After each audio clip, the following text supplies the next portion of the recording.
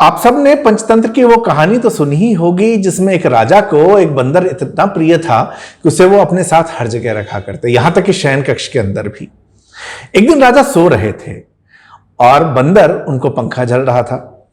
बंदर को अचानक एक मक्खी उड़ती हुई दिखी और उसे लगा कि यह मक्खी जो है उसके राजा को तंग कर सकती है, तो बंदर ने उस मक्खी को उड़ाने के प्रयास करने शुरू कर दिए। लेकिन मक्खी थी, कभी इधर जाए कभी उधर जाए, बंदर के हाथ ना आए। उछल कूद करने वाला बंदर थक के बैठ गया। बंदर ने थोड़ी देर के बाद देखा कि वो मक्खी उड़ती हुई राजा की नाक पे जाके बैठ गई है। बंदर को एक उपाय सूझा। उसने बगल में पड़ी हुई राजा की तलवार उठाई और मक्खी को निशाना मानकर दे मारी राजा की नाक के ऊपर। मक्खी तो उड़ गई, लेकिन राजा की नाक का क्या हुआ ये आप सोच सकते हैं। आज जो मैं आपको कहानी सुनाने जा रहा हूं, ये कहानी राजा के बारे में नहीं, रानी के बारे में है। रानी जिनके पास, मैं ये तो नहीं कहूंगा बंदरों की फौज है, लेकिन एक फौज है जो फौज तलवार हाथ में लिए है और उन्हें यह नहीं पता कि तलवार का इस्तेमाल कैसे करना है और तलवार से मक्खी को नहीं मारना है। नमस्ते दोस्तों, मेरा नाम है नवीन चौधरी और आज की पंचायती में हम बात करेंगे राजस्थान की पूर्व मुख्यमंत्री और रानी सा के नाम से जाने जाने वाली वसुंधरा राजे जी की टीम के बारे में। जो टीम असल में उनके साथ तो उन्होंने हायर की है उनका काम करने के लिए, उनकी ब्रांड इमेज को प्रमोट करने के लिए, लेकिन वो उसका नुकसान पहुंचा रही है। आप में से बहुत से लोग जानते होंगे कि मैं जो हूं एक ब्रांडिंग और मार्केटिंग का बंदा हूं। मैंने 17-18 साल कॉर्पोरेट्स में ब्रांडिंग साइड में काम किया है। वसुंधरा जी, जब हम पर्सनालिटी की बात करते हैं तो वो भी एक ब्रांड होता है और वसुंधरा जी राजस्थान की राजनीति में एक कल्ट ब्रांड है। अगर मैं घड़ियों से कंपेयर करूं तो अगर बाकी राजस्थान के सारे नेता HMT टाइटन हैं, सोनाटा हैं, तो वसुंधरा जी रोलेक्स हैं। ये उनका ब्रांड है। वसुंधरा जी 2 बार मुख्यमंत्री रही और मुख्यमंत्री की जो छवि है एक निर्भीक मुख्यमंत्री के, डरती नहीं है, जो उन्होंने कहा वो करती हैं और अपने मिशन पे अपने हिसाब से लग जाती हैं। उससे आप सहमत हो या असहमत हो ये अलग विषय है। तो अपने निर्णयों को लेके बड़ी दृढ़ हैं और उन निर्णयों को लेके वो काम करती हैं। लेकिन इस बार अब जब चुनाव होने वाले हैं, पिछले कुछ समय में वसुंधरा जी कमजोर दिख रही हैं। कमजोर दिखने का एक कारण जो है वो तो राजनीतिक रूप से जो उठापटक होती है वो है ही। हालांकि ये कहानियां पहले भी चलती रही हैं कि वसुंधरा जी की दिल्ली की बनती नहीं है तो शायद वो कमजोर पड़ी, पर वो वापस पावर से वापस आती हैं।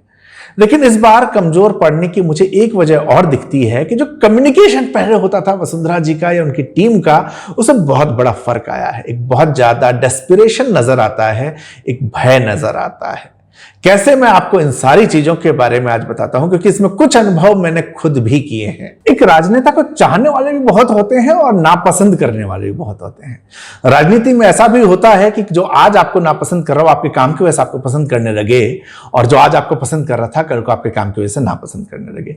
तो इसलिए राजनेताओं की आलोचनाएं जो है वो हमेशा होती रही हैं, और खासतौर से उन लोगों की जो कि कुर्सी पर बैठे हों। वसुंधरा जी कोई अपवाद नहीं है, अशोक गहलोत अपवाद नहीं है, नरेंद्र मोदी अपवाद नहीं है, मनमोहन सिंह अपवाद नहीं है। ऐसा हर व्यक्ति जो कुर्सी पर बैठा है या बैठा हुआ है और पुनः बैठने की इच्छा रखता है, उसके साथ ये चीजें होके रहेंगी। अब जब चुनाव आने वाले हैं तो वसुंधरा जी के लिए भी लोग जो है कुछ तारीफ कर रहे हैं तो कुछ आलोचना कर रहे हैं। सोशल मीडिया एक ऐसी दुधारी तलवार है जो कि आपकी इमेज को बना सकती है, बिगाड़ सकती है, और सोशल मीडिया को अपने पक्ष या विपक्ष में बन रहे विचारों को किस तरह से एक ब्रांड इस्तेमाल कर सकता है, यही उसकी स्मार्टनेस है। दुर्भाग्यवश वसुंधरा जी की टीम इस चीज को डील नहीं कर पा रही। जो सोशल मीडिया टीम उनकी है उसे यह नहीं पता कि सोशल मीडिया पे आ रहे कंटेंट को किस तरह से डील करना है, कैसे उनको रिएक्शन देना है। आपको याद होगा कैडबरी का केस, जब कैडबरी के चॉकलेट में कुछ इशू निकला था और उन्होंने कुछ समय शांति रखे, कैसे बड़े स्मार्टली इसको PR के थ्रू और एडवर्टाइजिंग के थ्रू उस पूरे मुद्दे को गायब कर दिया। आपको याद भी नहीं होगा कैसा कोई इशू हुआ था। तो ये चीज जो है, किसी भी राजनेता के साथ जो आप काम करेंगे उस काम के पक्ष विपक्ष में लोग होंगे। कई बार आपने काम सही सोच के किया हो, उसका नुकसान कुछ हो जाता है।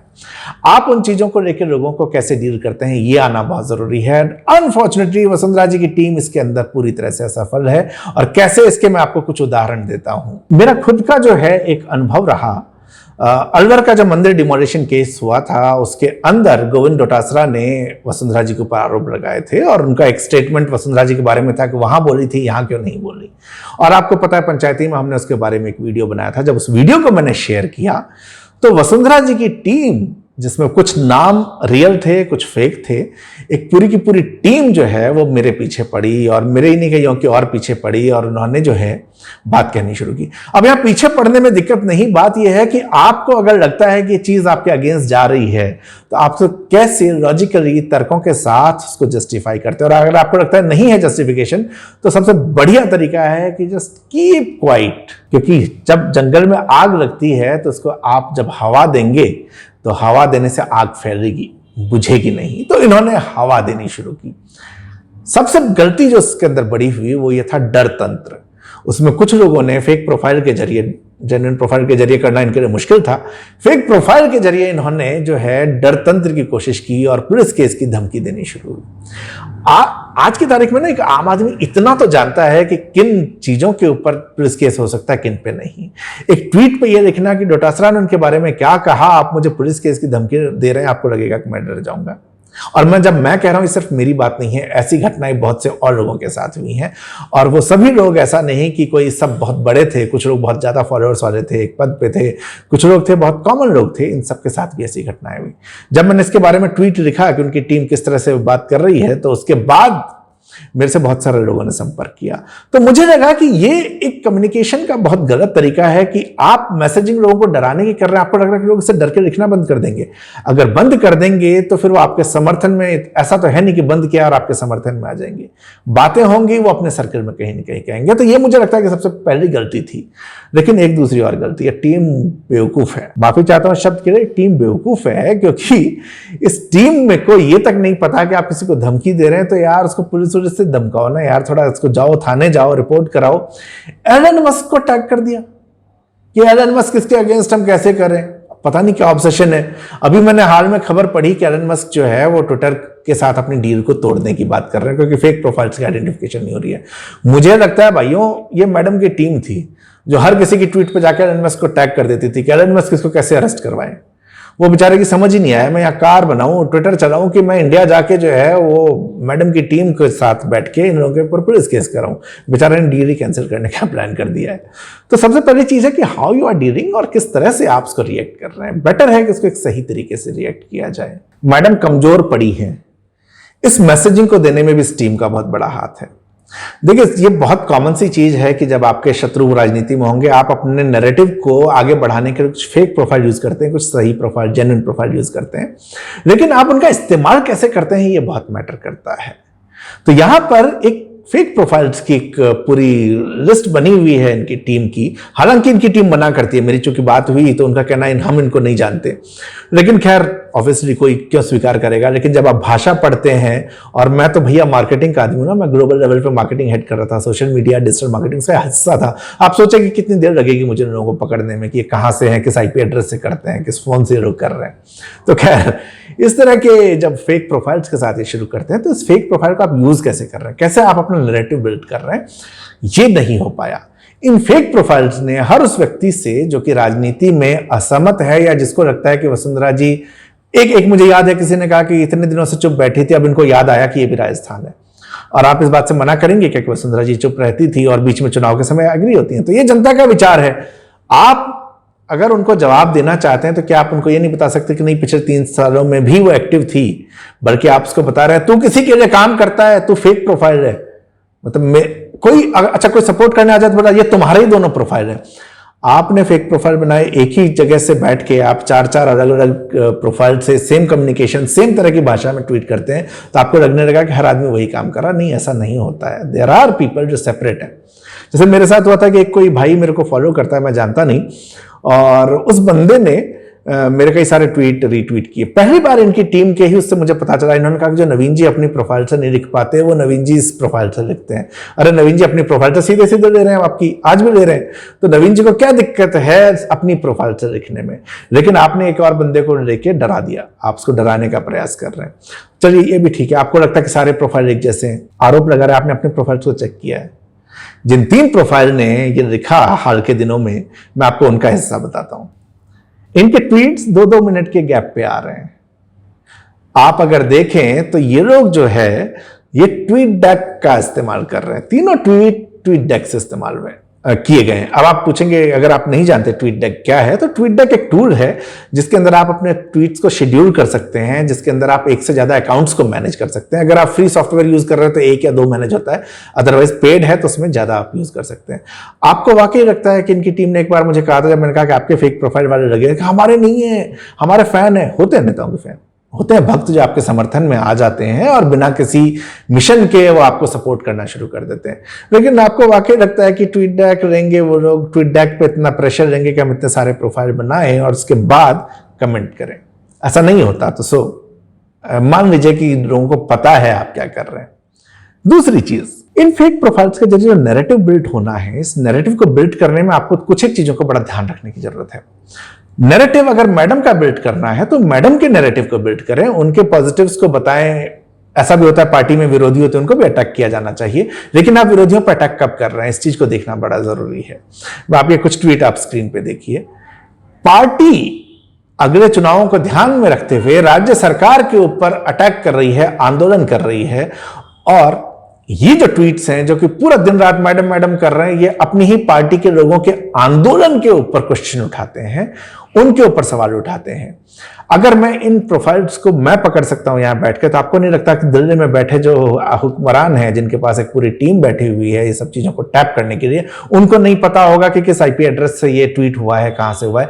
क्या वो ये नहीं देख रहे कि ये एक प्रोफाइल जो है सिर्फ मैडम की तारीफों में हर जगह उनके लिए एडवोकेट बन के आ रही है, लेकिन अपनी ही पार्टी जब आंदोलन कर रही है तो उस आंदोलन के अगेंस्ट है? पार्टी में आपके विरोधी नेता होंगे, उस विरोधी नेता के प्रति प्रोफाइल्स को जो करना है करते रहें, लेकिन कम से कम पार्टी के आंदोलन को तो अटैक मत कीजिए।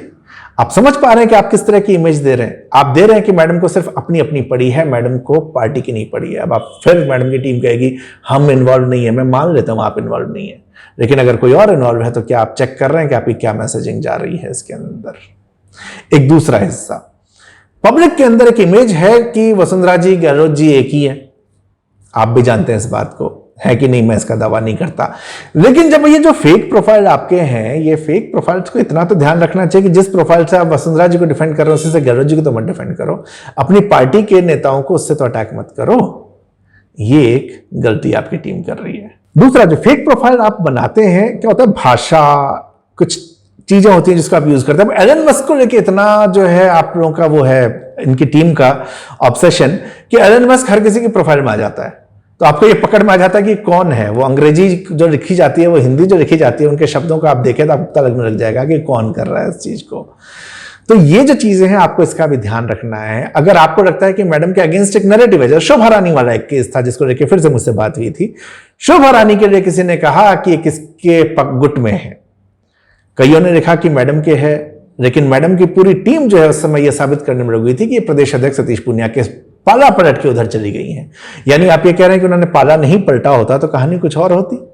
पार्टी के अंदर ये क्या आप मैसेजिंग देना चाह रहे हैं? सेकंड, अगर आप बात करते हैं शोभा रानी कुशवाहा की ही, तो कम से कम अपनी चीजों को सपोर्ट करने के लिए कोई ऐसे आदमी का ट्वीट या न्यूज तो लाइए जो ऑथेंटिक हो। एक फेक प्रोफाइल, वो भी एलन मस्क का फैन, वो कुछ लिखता है, कहते हैं ये देखो ये फैक्ट है। कोई क्यों मानेगा यार इस चीज को फैक्ट?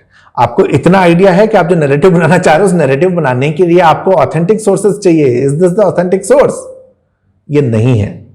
आपको इस बात का ध्यान रखना पड़ेगा। बिल्कुल वैसे ही जैसे अभी हाल में बनाया था कि अमित शाह से 45 मिनट मुलाकात हुई, भले ही फोटो नहीं आई, पीएम मोदी से मुलाकात हुई, भले ही फोटो नहीं आई, लेकिन नैरेटिव तो आपने ऑथेंटिक सोर्स के जरिए बिल्ड किया ना। यही तो आपको करना है। आप उसको इस तरह के फेक प्रोफाइल से नहीं कर सकते हैं। मैं ये भी कहूंगा कि ट्वीटडेक की अभी हम बात कर रहे थे, आपकी टीम, मतलब ट्वीटडेक बहुत अच्छा सॉफ्टवेयर नहीं है। As a marketing professional usually मैं चार्ज करता हूं, लेकिन मैं आपको फ्री में बता रहा हूं। देखिए, हुटसुइट सब जानते हैं, हुटसुइट आप यूज कर सकते हैं, थोड़ा महंगा है। परकोलेट बहुत अच्छा टूल है, आप परकोलेट को भी यूज कर सकते हैं। उसमें आप बड़ी टीम को मैनेज कर सकते हैं। सब लोग ट्वीट अलग अलग भाषाओं में लिख लेंगे, तो आपके ये फेक प्रोफाइल जल्दी से पकड़ में नहीं आएंगे। So why don't you use that? आपके पास पैसा है, यूज दैट। ये ट्वीटडेक मत कीजिए, this is not a good one. मतलब जब मैं उनको रोलेक्स ब्रांड से कंपेयर कर रहा हूं, that is use something good. एक अच्छा सॉफ्टवेयर आप इस्तेमाल करें। दूसरी चीज कि पार्टी में आपके शत्रु कौन है, आपको हर बार यह साबित करने की क्या जरूरत है कि यही मेरा शत्रु है? आपको हर आदमी जो आपके खिलाफ लगता है कि ये जो है ये इसी का आदमी है। जब मैं फेक प्रोफाइल की बात कर रहा था, एक RJ14 मीडिया करके प्रोफाइल है। अब आप देखिए कि किस तरह से इसको कैसे मैं फोबिया की तरह देखता हूं कि आपको कुछ नेताओं से फोबिया हो गया, जिसमें मुझे गजेंद्र सिंह शेखावत, सतीश पूनिया ज्यादा नजर आते हैं। जब गहलोत जी के बारे में, जब उन्होंने आमिर के रेप केस के बारे में कुछ स्टेटमेंट दिया था, तो किसी पत्रकार ने सवाल पूछा और नमस्कार करके चले गए। वीडियो देखिए आप। यही फर्क है कांग्रेस बीजेपी का। कल आमेर में घटना हुई है बीजेपी की। नमस्कार। इस वीडियो के ऊपर मुझे इस RJ14 मीडिया ने आकर कहा कि आमेर का वो विधायक कहाँ है, तुम चमचागिरी करते रहो। मतलब अशोक गहलोत को अटैक करना जो है किस विधायक की चमचागिरी हो गई, अशोक गहलोत से एक सवाल पूछना चमचागिरी हो गई। फिर मुझे याद आया कि कहीं तो मैंने प्रोफाइल देखा है। फिर मैंने जब उसकी और सर्च की तो मुझे पता चला कि इससे पहले अल्वर मामले में भी ये भाई साहब जो हैं आए थे अटैक करने, और तब ये वसुंधरा जी की बात कर रहे हैं, तब ये इसी तरह की बातें कर रहे हैं। तो एक ही प्रोफाइल को नहीं यूज करना है, दोनों को डिफेंड करने के लिए। अगर आप और अशोक गहलोत जी एक टीम है तो प्लीज यूज डिफरेंट प्रोफाइल्स। एक प्रोफाइल से उनको सपोर्ट कीजिए, एक से दूसरे को सपोर्ट कीजिए। एक और चीज, टैगिंग का जो गेम है बड़ा इंटरेस्टिंग होता है, क्योंकि कई बार मुझे लोग इधर उधर से टैग कर देते हैं, तो इससे भी ये तय करते हैं कि ओहो ये इसका आदमी है। खैर उसकी बात अभी थोड़ी देर बाद करते हैं। एक और आपको इंटरेस्टिंग बताता हूं कि कुछ एक प्रोफाइल, इनके फेक प्रोफाइल, इन्होंने क्या किया, इनको समझ में आया कि हम पकड़ में आ जाते हैं। तो इन्होंने क्या किया कि दो प्रोफाइल को कहा कि तुम सिर्फ राजेंद्र राठौड़ की बात करो, कोई देखे तो सर्च कर, इसको लगे ये राजेंद्र राठौड़ के आदमी है। ये देखिए दो प्रोफाइलों को, ये राजेंद्र राठौड़ जिंदाबाद करे चले जा रहे हैं, लेकिन जो पूरी टीम आपकी ये भूल गई कि 2018 से पहले के ट्वीट डिलीट करने थे जिसमें वो वसुंधरा जी जिंदाबाद कर रहे हैं। तो आपकी टीम जो है इनकॉम्पिटेंट है, क्योंकि उनको ये बात नहीं पता कि हम जो है पुरानी चीजों को कैसे हाइड करें। तो आपको इस चीज के ऊपर थोड़ा सा काम करने की जरूरत है। दूसरा, आपकी टीम ने जब मुझसे कहा कि, अच्छा मुझे भी उन्होंने कहा, जब टैगिंग की हम बात कर रहे हैं कि आप किसके साथ काम कर रहे हैं, किसी के साथ नाम जोड़ना, तो मुझे उन्होंने कहा कि तुम सतीश पूनिया के साथ काम कर रहे हो। मैंने, जब इनके टीम के एक व्यक्ति ने मुझसे फोन पे बात की, मैंने कहा आपको कैसे पता? बोले हमने तुम्हारी रिसर्च की है। तो मैंने रिसर्च करके क्या पता चला? तो हाँ, ये सारे जाट उसको मिलाने को लगे हुए हैं, बनाने में लगे हुए हैं। अरे यार एक बात बताओ, तुमने रिसर्च करी है? रिसर्च करी तो तुम्हें यही पहली चीज पता होती कि फर्स्ट ऑफ ऑल मैं जर्नलिस्ट नहीं हूं, आपको ये नहीं पता। दूसरा, मैं जाट नहीं हूं, आपको ये भी नहीं पता। तो क्या रिसर्च करी है यार तुमने? इतनी बेसिक रिसर्च तुम नहीं कर पाते हो। मेरा नाम गूगल करो, इतनी चीजें तो तुम्हें उसी में मिल जाएंगी। ठीक ठाक सा ऑथर हूं मैं। अगर आपको कोई एक तस्वीर मेरी किसी के साथ दिखी तो आपने उससे अंदाजा लगाया आपको मेरी और तस्वीरें कहीं नहीं दिखती। क्या आपने नहीं देखा कि मैं मनमोहन सिंह के साथ भी मेरी तस्वीरें हैं, मेरी तस्वीरें शशि थरूर के साथ भी हैं, मेरी तस्वीरें कई वामपंथी पत्रकारों के साथ हैं, ऐसे जजेस के साथ हैं जिन्होंने सरकार के अगेंस्ट किया। और ये तस्वीरें ही सिर्फ तस्वीरें नहीं हैं, इन लोगों के साथ मैंने काम किया है। मनमोहन सिंह जी की किताब में जहां काम करता था वहां से पब्लिश हुई थी, उसका मार्केटर मैं था। उस टीम को, मार्केटिंग उस किताब की पूरी मेरी टीम हैंडल कर रही थी। मैंने उनके साथ काम किया। मैंने बहुत सारे पत्रकारों के साथ जो कि भाजपा विरोधी माने जाते हैं, मैंने इनके साथ बहुत सारे प्रोग्राम्स किए हैं, इवेंट्स किए हैं। तो आपको नहीं लगता कि मैं, जरूरी थोड़ी कि यार पुनिया का ही आदमी होता, मैं हो सकता था कि मैं इनमें से किसी का आदमी होता, मैं कांग्रेसी होता। तो आप बार बार ये कह के ये मैसेजिंग भी दे रहे हैं कि यार हमें पुनिया फोबिया है, हमें शेखावत फोबिया है। एक ट्वीट मैंने देखा जिसमें किसी ने कहा था कि पहले ये नारा लगा था कि मोदी तुझसे बैर नहीं, रानी तेरी खैर नहीं। अब ये नारा जो लगा था तो उस नारे के बाद यही एक फेक प्रोफाइल आती है कि ये ऑफिस ऑफ GSS और सतीश पूनिया के लोग लगा रहे हैं। यार जिस समय ये नारा लगा था उस समय में, हाँ शेखावत जी तो मंत्री थे, लेकिन सतीश पूनिया उस समय विधायक भी नहीं थे, ना प्रदेश अध्यक्ष वगैरह की जिम्मेदारी नहीं थी। तो जिस आदमी के पास वो पावर ही नहीं थी कि वो विरोध करे, उस आदमी को भी आपने वहां दिखा दिया। तो ये एक सवाल उठता है कि क्या आपको पूनिया फोबिया हो गया? एट द सेम टाइम यही चीज लोगों को यह भी बताती है कि कौन लोग आपके असल कंपटीशन है। आपने कभी सोचा है कि इन लोगों का नाम कहां से उछला?